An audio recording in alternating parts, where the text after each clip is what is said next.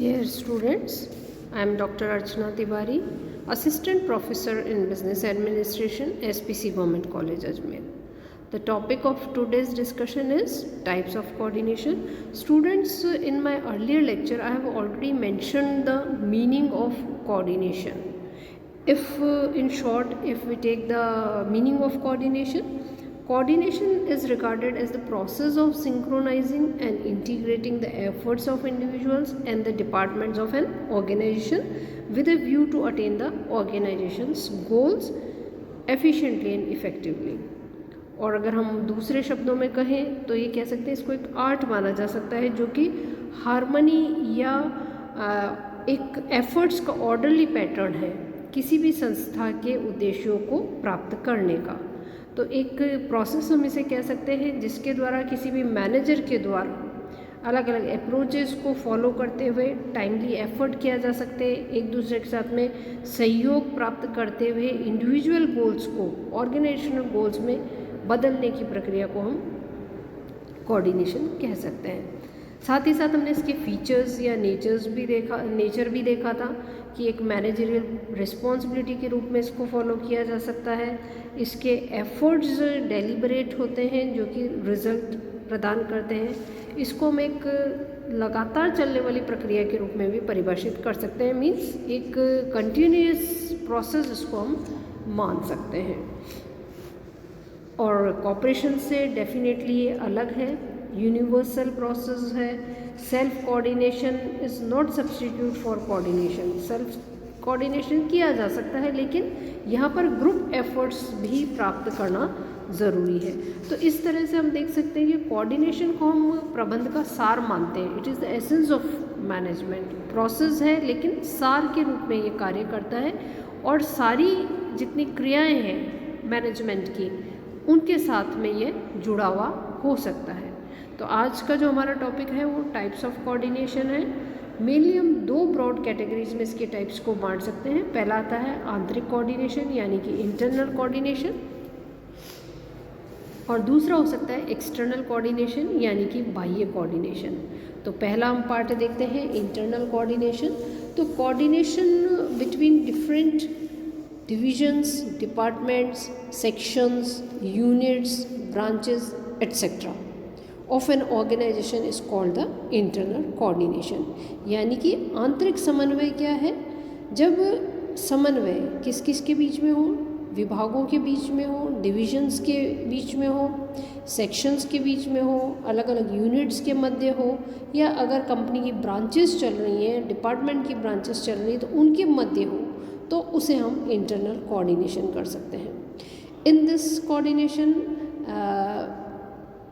The coordination can be achieved through the objectives, plans, policies, procedures, rules, regulations, reports, suggestion, etc.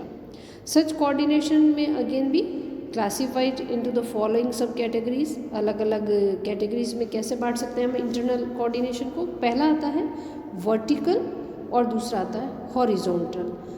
Vertical और horizontal को हम एक ही रूप में ले सकते हैं। और सेकंड इसका पार्ट आता है प्रोसीड्यूरल, प्रक्रियात्मक या सब्सटेंसिव कोऑर्डिनेशन। तो वर्टिकल और हॉरिजॉन्टल का मतलब क्या है? क्षैतिजीय हॉरिजॉन्टल और वर्टिकल लंबवत। Coordination between different persons and departments at different levels of an organization is known as the vertical coordination.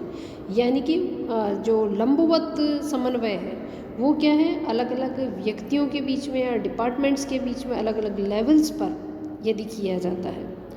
और this can be called the coordination between different levels of an organizational hierarchy. It is needed to ensure integration and synchronization of activities and efforts of individuals and departments of different levels in the organization. It ensures harmony and integration of organizational objectives.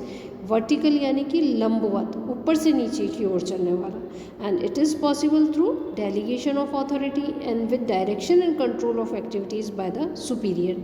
दस the quality of vertical coordination depends on the quality of supervisor skills and performance. Second आता है इसी में horizontal coordination, इसका meaning होता है कि coordination between the individuals और departments at the same level in the same organization, एक ही स्तर पर कार्य करने वाले व्यक्तियों के मध्य यदि समन्वय है तो उसे हम क्षैतिजीय या हॉरिजॉन्टल समन्वय का नाम दे सकते हैं. And if we talk about this type of coordination in other words, we can say that coordination between departments or individuals at the time at the same organizational hierarchy is the horizontal or lateral coordination. For instance, coordination between production, marketing, finance, etc. departments manager is the horizontal coordination. Horizontal coordination is possible through mutual understanding, consultation and cooperation. Close and informal relations among the departmental managers can facilitate effective coordination. Second आता है हमारा procedural, यानी कि प्रक्रियात्मक हो सकता है. तो हर्बर्ट साइमन ने इस कोऑर्डिनेशन को दो कैटेगरीज में बांटा था. एक है procedural coordination and it refers to the integration of follow and process of activities and behaviour and relations of the members in an organization. On the other hand, substantive coordination is concerned with the content of the organizational activities. It is the integration of the purpose or mission or core working of an organization. If we take the example in a car manufacturing factory, organizational chart is an aspect of procedural coordination, while blueprints for the engine of the car being manufactured are an aspect of substantive coordination. Second आता है external coordination या बाह्य समन्वय. Coordination between an organization and its external environment is known as the external coordination. The components of external environment are the customers, investors, employees, suppliers, government, religion, politics, social organization, member of local community and public at large may be the parts of external environment. तो यदि organisation का अपने बाह्य वातावरण के साथ में कैसे समन्वय बैठता है, ये बाह्य कोऑर्डिनेशन का पार्ट हो सकता है.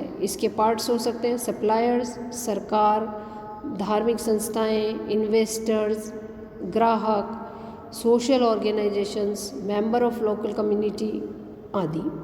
और the coordination of organization with these components is called the external coordination. So every organization's work within its external environment, survival and success of every organization largely depends on the coordination of the organization with its external environment. So these were the two types of coordination, internal and external. In our next lecture, we'll go through the topic principles of coordination or the essentials of effective coordination.